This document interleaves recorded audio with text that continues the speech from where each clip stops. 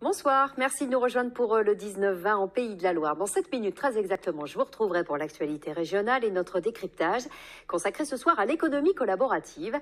Ces systèmes de partage de services entre particuliers, payants ou gratuits, ils se développent. Nous en parlerons avec un professeur d'HEC et nous découvrirons Shopopop, une start-up nantaise basée sur la livraison entre particuliers qui a séduit Johan, livreur occasionnel.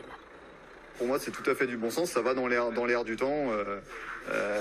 Justement, ce côté, plutôt que de dire aux clients de venir se déplacer, alors que moi c'était mon trajet également, il y a quand même un avantage non négligeable également pour moins polluer. Et gagner de l'argent. Et gagner de l'argent.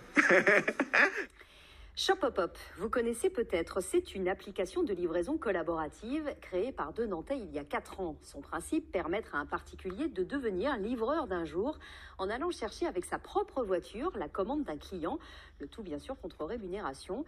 Le commerce version collaborative, c'est notre décryptage du jour. Il est signé Mathieu Guiraud et Denis Leroy.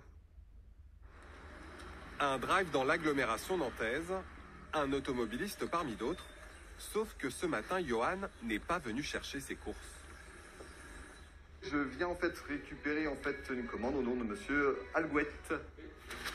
Livreur, une activité occasionnelle en parallèle de son métier de commercial, rendue possible par l'une de ses applications mobiles, Shopopop.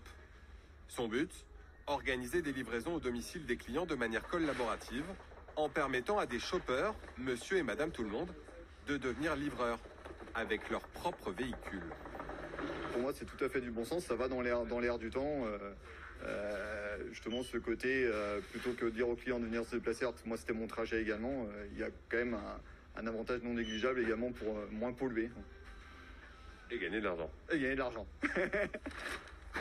300 € en moyenne pour Johan tous les mois. Bon pour l'environnement, certes, mais aussi pour le portefeuille. Quelques kilomètres plus loin, arrivé au domicile du client. Vous venez? Très bien, à tout de suite. Merci. Bonjour, vous allez bien? Habitué à se faire livrer, Nicolas n'a pas hésité à débourser 9 € supplémentaires de frais de livraison.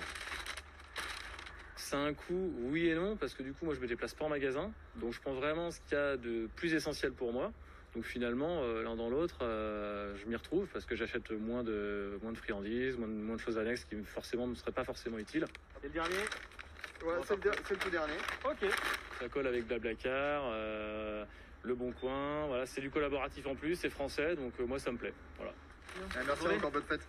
9 €, une somme facturée par son magasin partenaire de Shopopop, puis reversée ensuite au shopper à hauteur de 7 €, l'application prélevant 20% sur chaque transaction.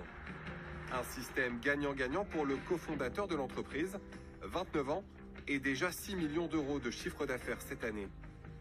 Mais son application peut-elle un jour être dévoyée par ses utilisateurs et créer de fait des livreurs à plein temps?